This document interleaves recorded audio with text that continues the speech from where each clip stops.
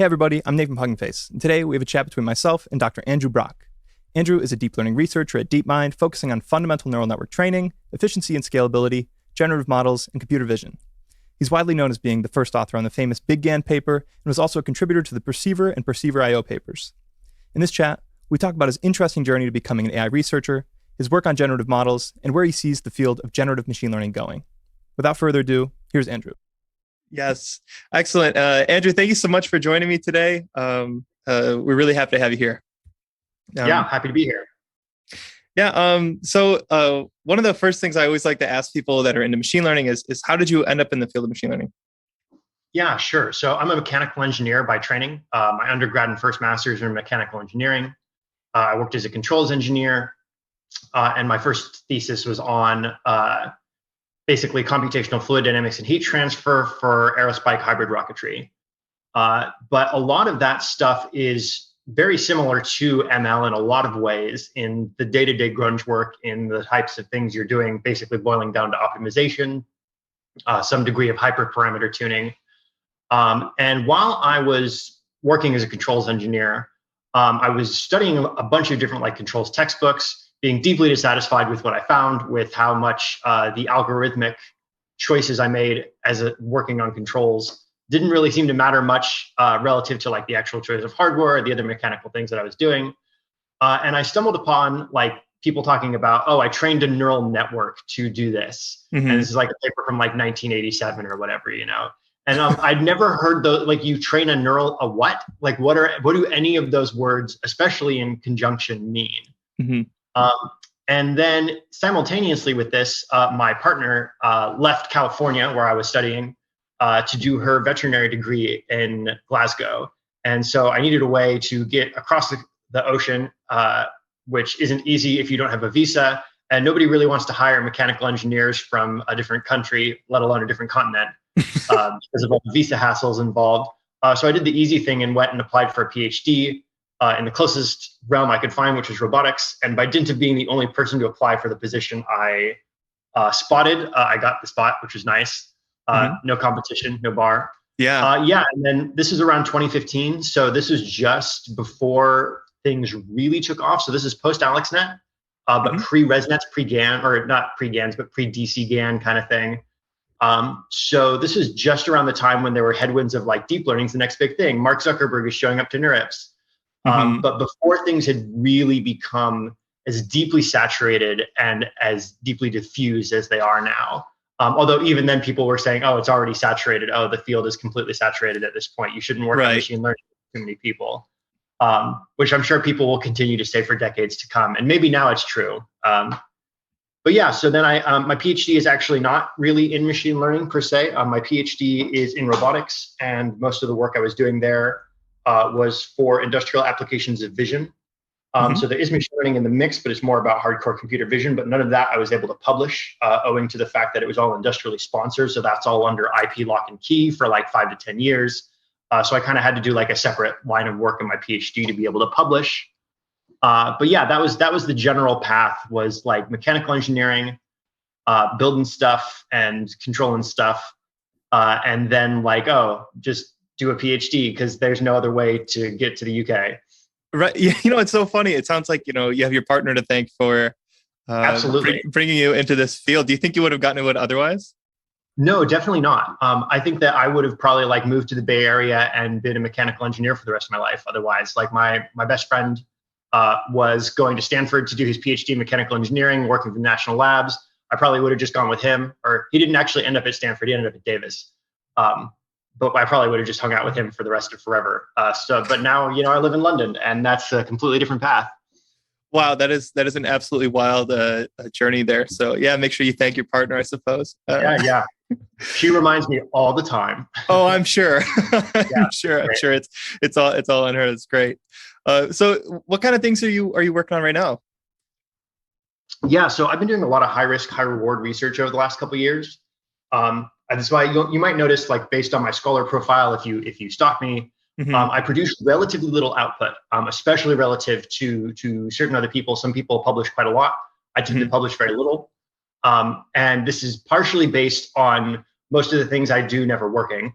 but also partially based on having a pretty high bar for what I want to publish. And sometimes that's a good thing, sometimes it's a bad thing. Sometimes there are things I've got that probably should be like, they're worth publishing, they're worth telling people about, but I put a lot of work into papers, and so I choose to hold back, or I choose to chase the next shiny thing. But yeah, so I've been working on a combination of things. I've been involved with, and I can talk about this now, our large scale language modeling efforts over the last couple of years, in more of an advisory role than in a primary contributor role. But I've been doing a lot of little consulting projects based on our expertise in training and understanding stability of neural networks. And a lot of these things that we did, we basically came up with a bunch of new, like, an optimizer that has better properties for the specific things we're trying to achieve, layers that are faster for whatever in certain contexts. But the thing that frequently happens in these situations, especially in like a strike team driven scenario where you have a very specific goal that you need to achieve, is that lots of things work at very small scales or even at medium to large scales. But as soon as you get past some certain threshold, which there isn't like a hard number for this, it's not like past n billion parameters, things become different. But you kind of enter a qualitatively different regime of learning optimization, of stability, of just about anything. And not everything transfers past that point. And it turns out that pretty much most of the things that I had come up with, just like when we finally got the resources to test them at scale, they didn't quite pan out. So there's been a lot of things like that in the last year. I've been doing a lot of work at the intersection of theory and practice in neural fields, which has also been in a similar situation. So this is things like sirens or NERFs. You might hear them referred to as implicit neural representations or coordinate networks. So I've been doing a lot of work on that front to make these faster, to better understand theory of training them, theory of stability for these, but mostly just to try and like find something to do with them, really. NERF is the canonical example, but in a lot of other cases, like you fit a siren to a signal, and then you say, okay, then what? Like, why did you do that? What is the purpose of now having this representation? It's not a very good compressor. It's worse than JPEG. There's a whole lot of things that you could conceivably do, which don't necessarily work very well. So I've been doing a lot of things like that, where basically I'm more interested in non-incremental research in the sense of like trying to do something that at least qualitatively feels like it hasn't been done before. And most of my research prior to this has been in a sense incremental, at the very least, taking something that is working on a strong baseline and then trying to improve that, or and I think there's a huge amount of value in that. I think this is something where like people say incremental, but they mean that, they take that to mean small increments. But there's a lot of research which is incremental, but the increment is quite large. I think OpenAI in a lot of ways is like a master of doing things like this, which again, not to call the research incremental, but to say that like a lot of the things you see that come out of there aren't like completely out of left field. They're based on things that are fairly well understood, but they had an insight, or they cleaned up the method, or they did something, they got all the details right. And the paper kind of feels from a research perspective incremental, but that increment is very, very large. Right, because they take that increment and they scale it, right? Yeah. Well, there's also scales and multiplier on that for sure. So I've been moving a little bit away from that. I still enjoy that. I think that's a really valuable mode of research. But I've been trying to do things, especially because I'm working full time as a research scientist at DeepMind. You have a lot more leeway to kind of take risks like that. So while it may not be the best thing for your career to spend like years down in the weeds trying to look for something weird or some particular gem down there, it's a lot of fun, and there's a lot. Sometimes the potential rewards are quite high because that's where you might find the strange new thing. Right. That's the only way. Like you can only find those things by diving really deep. So yeah. Kind of going back to some of that work that you were doing before. One piece of work, your most prominent piece of work, probably that most people will know you from, is your work on BigGAN, which is from the paper, large scale GAN training for high fidelity natural image synthesis. For folks that might not be aware, can you talk about what kind of led up to that work? Yeah, sure. So that paper is definitely a piece of incremental work. A lot of people are mad about that when there's a lot of people, you just made GANs bigger, and that is literally the point of the paper. So when I've always been interested in representation learning. This is what drove me to originally look at GANs. Right around the time DC GAN came out, I was interested in VAEs, interested in GANs, normalizing flows. I really like generative models as an unsupervised representation learning paradigm. They made a lot of sense. The theory behind them was really solid, even if GANs have a lot of interesting, weird quirks to them theoretically. And they all have substantial amounts of practical problems. GANs have such weird instabilities. VAEs don't really work very well. Flows, you have to maintain invertibility. Diffusion has a lot of interesting things going on and seems to have a lot of groundswell for it right now, but it also has certain drawbacks if you're trying to do certain other things. And I'll probably want to talk about that later because the current state of the field is quite different. Right, that's one of my questions. So yeah. The whole, and well, I'll get in, I have some opinions on that. But basically I was always interested in doing like unsupervised representation learning. Because if you think about like a path to AGI or anything along those lines, which I don't necessarily always adhere to or consider that my guiding star, it's something where you think, oh, you're learning representations and you don't need to have a human in the loop. You don't need to have feedback. You don't need labels necessarily. It's a really compelling paradigm for doing this. So I've been working on generative models for a while, and I had figured out a way basically to learn a mapping from, basically the word to vex space to a conditional space that you could use to condition a generative model. And I really wanted to do zero-shot image synthesis, which we now are very, very good at, but which at the time we were basically, even like not zero-shot text-to-image synthesis, we were very bad at, especially as of like 2017, 2018. We basically could not do this. The results now are stunning by comparison.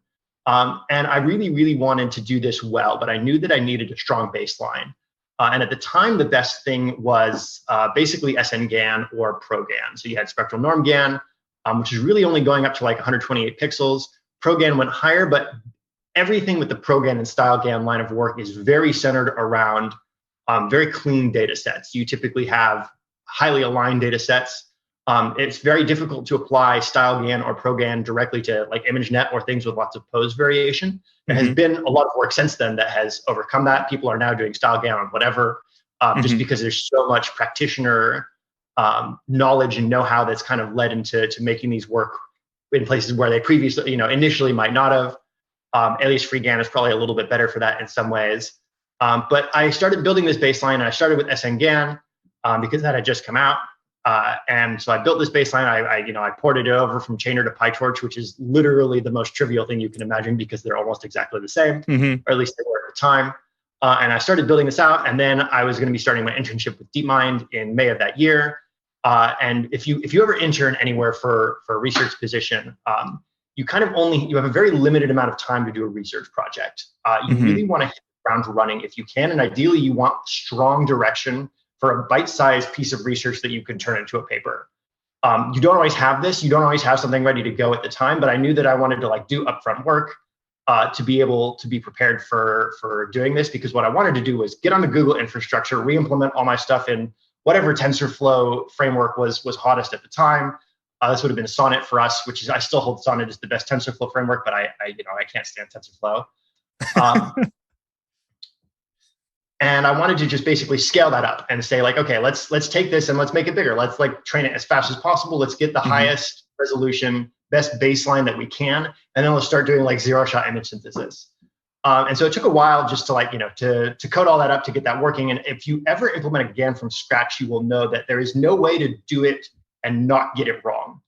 You will always make some silly mistake somewhere that leads to your model not training at all. It will simply not work until you have every single detail right. You should never implement a GAN from scratch. I've done it 5 times. You never do that from scratch. And as we were studying this, attention GAN, what was it called? SAGAN came out. And I had access to their code because this is really very important. So this is a Brain internship project, and I had access to their code, which they had not yet released. And so I was able to basically take their architecture and immediately start using it. This is especially important because there are actually a bunch of differences from the paper in the actual architecture that they used that basically resulted in it being substantially deeper and wider than an SNGAN, which it was supposed to be. And this may or may not have been a mistake, but in any case, we noticed that switching to this architecture, we suddenly get slightly better results, and measurable and inception score FID, both of which are pretty bad metrics, but are at least somewhat correlated with image quality.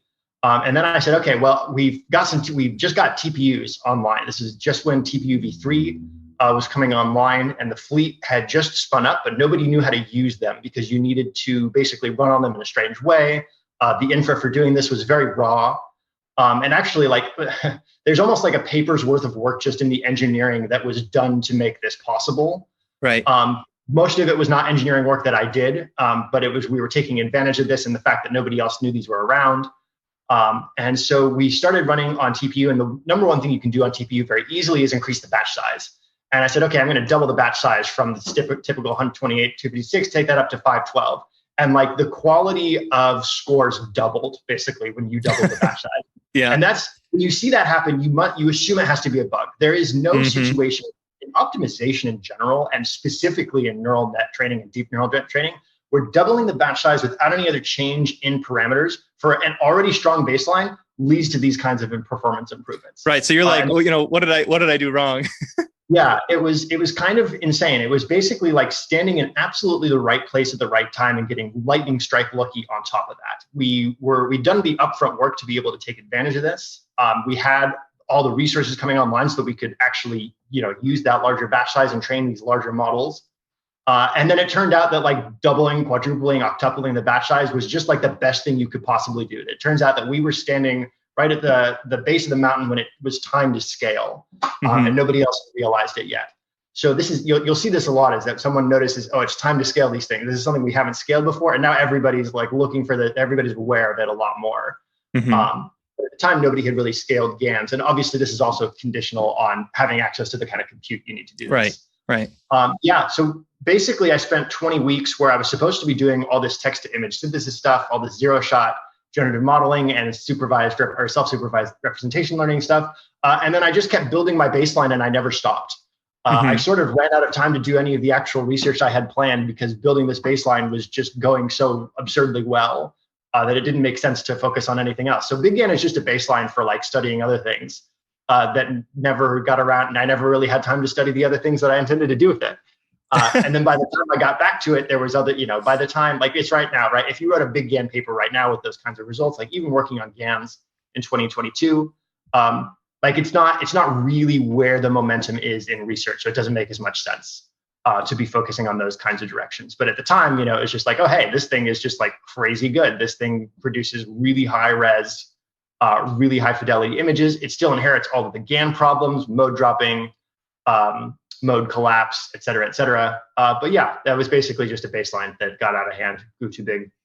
Right. And as a baseline, I've seen it used as a baseline to compare against these diffusion models.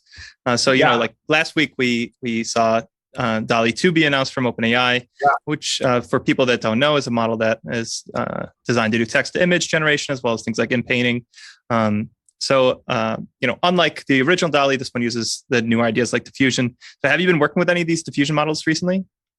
Not personally. I'm attached to some projects that are, I'm peripheral to some projects that are, we've got some diffusion work that you'll see. But basically, no, I have not been doing any diffusion work. I think that DALL-E 2, especially like, it's not necessarily super duper surprising from the point of view of like better text to image results coming from better progress in this area. But I mean, like, obviously it is flabbergastingly good. This is absolutely a monumental achievement. And it's a really interesting example of this kind of larger trend that we've been seeing of a very stark move away from the traditional principles of generative modeling. Nobody looks at DALL-E, except maybe like the deep learning anti-hype crew. Nobody looks at DALL-E and says like, oh, what's its mode coverage? What is its likelihood on CFAR? No one asks that, right? Because even though those things are interesting to study and they tell you a lot, nobody's going to be looking at the nats or the bits per dim on DALL-E. The same is true of the GPT series of all the large language models. There's a quote from like an NLP researcher from like 4 or 5 years ago where they said like, why is anyone training language models? Something that predicts the next token in the sentence, that's not useful. It's not, language modeling is not a task. And to some degree that's true, but the weird presence of emergent behaviors or the ability to, train these models in a way that would normally fall under like, oh, we care about like traditional generative modeling or we care about something else. And then to use them for something and actually do things with them is really quite different from the almost academic or clinical setting that they came out of. So I think that you still see like everything still has drawbacks, right? Diffusion has drawbacks, GANs, VAEs, flows, everything has its own set of benefits and drawbacks, but one of the number one things you can do with diffusion is basically this guidance procedure. Guiding things with clip, and obviously the presence of clip or other just basically language encoders like this, or joint visual language encoders. It's a very powerful paradigm for doing text-to-image synthesis. The generator, in some ways, almost doesn't matter. Like you can push a lot of generators really far. People have done this with StyleGAN, with BigGAN, with a bunch of other things. Diffusion just is, I think, better suited to it. It makes a lot more sense within the diffusion paradigm to guide it, just because you literally have optimization in the loop. And you're also slightly less constrained. The presence of basically global latents. You don't really have latents like you do in GANs. So your manifold, I think, is a lot more freeform and can take a lot more information in from your clip or whatever you're guiding with. And DALL-E 2 is just like basically an incredible example of that push to its limit, of that done really well, really cleanly. The method as described, we obviously don't have all of the details, but we have a fair number. It's very clean methodologically, right? It's very straightforward. It builds on a lot of their previous work. Alex Nickel and Prafula have done, I think, 2 or 3 papers previously directly leading up to this. And that's kind of like, this is where they shine, right? This is they take these things and they just get the details right, because the details really, really matter. And then it's clean and relatively simple, at least at a high level. Right. And I think I'm really excited to see, 6, 12 months from now when folks are able to recreate these things in the open, so more folks can really poke and prod these models. It's really interesting. Now, I think I'll since we have like 5 minutes left or so, I think I'll transition into some personal questions. Sure. Of course, I did some digging on you. One thing I found was this incredible machine learning pronunciation guide that was posted to your YouTube channel. Yeah. I think everybody's wondering, will there be an update to this video with any new words that folks might want to hear pronounced? Yeah, probably not. I mean, there's some of these things are one and done. Maybe in the future, we'll see. Yeah. I think that only has like 100 views, so I don't really care all that much, to be honest. Yeah, that was a deep dive. I hit a deep dive on that one. Now, another thing I found about you is that at one point in your life, you were a self-employed dance instructor teaching ballroom and tango to people of all ages. So how did you get started doing that? I see you found my LinkedIn. Yes. Yeah. So I used to dance every night of the week. I started dancing in undergrad. I went to Cal Poly in San Luis Obispo in California. There's at least at the time, there was a very large dance scene there of social dance and, like traditional performative dance. And I just got super involved in that. I tried to run track in college. And after about a week, my injuries flared, and that obviously wasn't going to happen anymore. So I switched to dancing, and I just absolutely fell in love with it. I adore pretty much all forms of dance. I primarily dance like salsa and tango. I did competitive dance sport ballroom for a while, but that has a lot of issues, and it ultimately wasn't for me. But it's good training. And then I just started I started the tango club at Cal Poly, which actually just died a few years ago, but was around for a little while after me. And I just started teaching and getting involved in the community, and I really enjoyed it. Yeah, it's one of those things where there's a lot of things like that where if you get into the community and it's a tight-knit community, especially in this case, it's very in-person, it's very social and physical exercise kind of deal. It can be really rewarding. It's a lot of fun and it's good exercise. That kind of dropped off a little bit for me just with the pressures of grad school. And then as I've gotten older, my injuries have gotten worse, so I can't really dance quite as much as I used to. And then the pandemic hit, and social dance is not something you should be doing when there's an airborne disease. People still did, there were like dance events people were running at the height of the first wave, and they all went in and they all came out with COVID alpha. And it was like, come on, you guys, you got to know better. But yeah, so I don't do that as much anymore. There's a great dance scene in London. Really good scenes in the Bay Area for a variety of styles. Salsa is pretty much all over the world. Tango is too. Salsa, you'll find, there's that, like, people around here tend to dance like it's called New York style on two. In California, a lot more people dance like LA style. And I'm a California style dancer, so it's a little bit weird to dance here sometimes, but people are pretty flexible. Right. It's great to see you kind of you're clearly, this is something you're clearly very passionate about outside of. I do study history of dance. There's some really great like documentaries on the history of salsa, things like this. So I nerd out on that for sure. Yeah, I don't do that as much anymore though. Mostly just, the time and really injury kind of blocks that. Now, outside of research and dance and maybe funny YouTube videos a few years ago, what else do you like to do for fun outside of work? Yeah, I write fan fiction, which is intentionally bad fan fiction. No. Yeah, I'm working on a new one. I really want a father-daughter a father-daughter comedy with Ada Lovelace and Lord Byron, where like Byron is a party dad just trying to get her to go out and hang out with the ton, and Ada Lovelace is just a computer nerd who wants to sit at home and solder PCBs. And so, daughter, come take a walkabout with Lord Fancyton. No, father, I want to solder my. Yeah, I don't know. Yeah, I hang out with my partner. We play card games sometimes. I honestly just work way too much, but I enjoy what I do. My work is my hobby, and I'm blessed to be in that situation. Right. I think I hear that from a lot of researchers in this field. It's like, I think it's something you just kind of get obsessed with, and it becomes your whole life, right? Because you're so passionate about it, which, yeah. Yeah. It's like, I mean, like if you've ever played like satisfying, I don't know, like RPG video games where you have like a progression that you're trying to achieve. Machine learning offers a lot of the same kind of dopamine hits because you're pushing some benchmark, or you're trying to get a high score, right? It's Pac-Man. And there's I feel like a lot of people are attracted to it for the same reasons. There's a lot of things you can do to, like, you can quantitatively measure your performance relative to other people. You can say, I am at the top of Papers with Code. I am at the top of the SOTA leaderboards. So there's a lot of those things. And then of course, it's very similar to, if you're interested, if you like to read like fantasy or different things, there's a lot of things where you're reading for the secrets, or you're playing the game to find out the secrets. But that's kind of what like science is that like there are secrets to life that we don't know.